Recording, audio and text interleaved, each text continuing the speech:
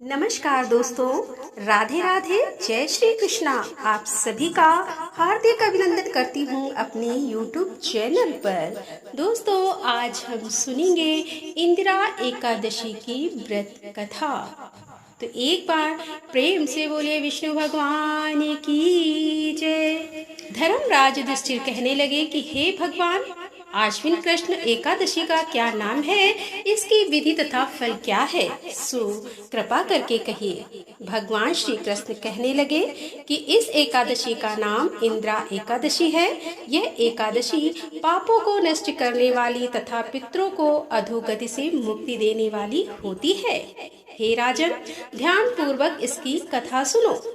इसके सुनने मात्र से ही वाजपेयी यज्ञ का फल मिलता है। प्राचीन काल में सतयुग के समय में महिष्मती नाम की एक नगरी में इंद्रसेन नाम का एक प्रतापी राजा धर्म पूर्वक अपनी प्रजा का पालन करते हुए शासन करता था। वह राजा पुत्र पौत्र और धन आदि से संपन्न और विष्णु का परम भक्त था। एक दिन जब राजा सुखपूर्वक अपनी सभा में बैठा था तो आकाश मार्ग से महर्षि नारद उतरकर उसकी सभा में आए। राजा उन्हें देखते ही हाथ जोड़कर खड़े हो गए और विधि पूर्वक आसन व अर्घ दिया। सुख से बैठकर मुनि ने राजा से पूछा कि हे राजन, आपके सातों अंग कुशल पूर्वक तो हैं, तुम्हारी बुद्धि धर्म में और तुम्हारा मन विष्णु भक्ति में तो रहता है। देवर्षि नारद की ऐसी बातें सुनकर राजा ने कहा कि हे महर्षि, आपकी कृपा से मेरे राज्य में सब कुशल है तथा मेरे यहाँ यज्ञ कर्मादि सुकृत हो रहे हैं। आप कृपा करके अपने आगमन का कारण कहिए।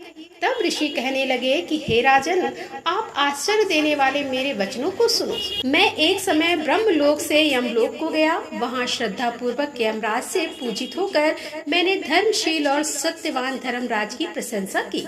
उसी यमराज की सभा में महान ज्ञानी और धर्मात्मा तुम्हारे पिता को एकादशी का व्रत भंग होने के कारण देखा। उन्होंने संदेशा दिया है, सो मैं तुम्हें कहता हूँ। उन्होंने कहा कि पूर्व जन्म में कोई विघ्न हो जाने के कारण मैं यमराज के निकट रहा हूँ। सो हे पुत्र, यदि तुम आश्विन कृष्ण इंदिरा एकादशी का व्रत मेरे निमित्त करो तो मुझे स्वर्ग की प्राप्ति हो सकती है। इतना सुनकर राजा कहने लगा कि हे महर्षि, आप इस व्रत की विधि मुझसे कहिए। नारद जी कहने लगे कि आश्विन माह की कृष्ण पक्ष की दशमी के दिन प्रातः काल श्रद्धा पूर्वक स्नान आदि से निर्मित होकर पुनः दोपहर को नदी आदि में जाकर स्नान करें।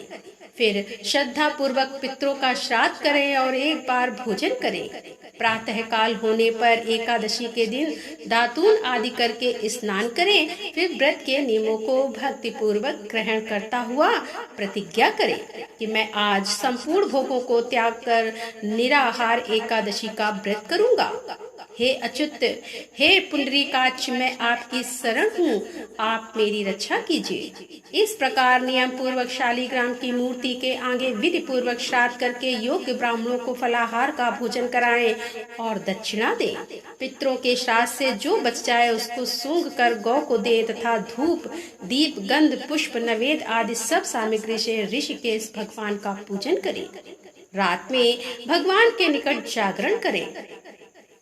इसके पश्चात द्वादशी के दिन प्रातः काल होने पर भगवान का पूजन करके ब्राह्मणों को भोजन कराएं। भाई बंधुओं स्त्री और पुत्र सहित आप भी मौन होकर भोजन करें। नारद जी कहने लगे कि हे राजन, इस विधि से यदि तुम आलस्य रहित होकर इस एकादशी का व्रत करोगे तो तुम्हारे पिता अवश्य ही स्वर्ग लोक को जाएंगे। इतना कहकर नारद जी अंतर ध्यान हो गए। नारद जी के कथा के अनुसार राजा द्वारा अपने बांधवों तथा दासों सहित व्रत करने से आकाश से पुष्प वर्षा हुई और उस राजा का पिता गरुड़ पर चढ़कर विष्णु लोक को गया। राजा इंद्रसेन भी एकादशी के व्रत के प्रभाव से निष्कटक राज्य करके अंत में अपने पुत्र को सिंहासन पर बैठाकर स्वर्ग लोक को गया। हे युधिष्ठिर, यह इंदिरा एकादशी के व्रत का महात्म्य मैंने तुमसे कहा। इसके पढ़ने और सुनने से मनुष्य सभी पापों से छूट जाते हैं और सब प्रकार के भोगों को भोग कर वैकुंठ को प्राप्त होते हैं। तो दोस्तों ये थी आज की कथा। कथा कैसी लगी? पसंद आई हो तो वीडियो को लाइक कर दें, शेयर कर दें। और हमारे चैनल पर आप पहली बार आ रहे हैं और अभी तक आपने हमारे चैनल को सब्सक्राइब नहीं किया है तो कृपया हमारे चैनल को सब्सक्राइब कर लें। मिलते हैं अगले वीडियो के साथ। तब तक के लिए राधे राधे, जय श्री कृष्णा, हर हर महादेव, जय भोलेनाथ की।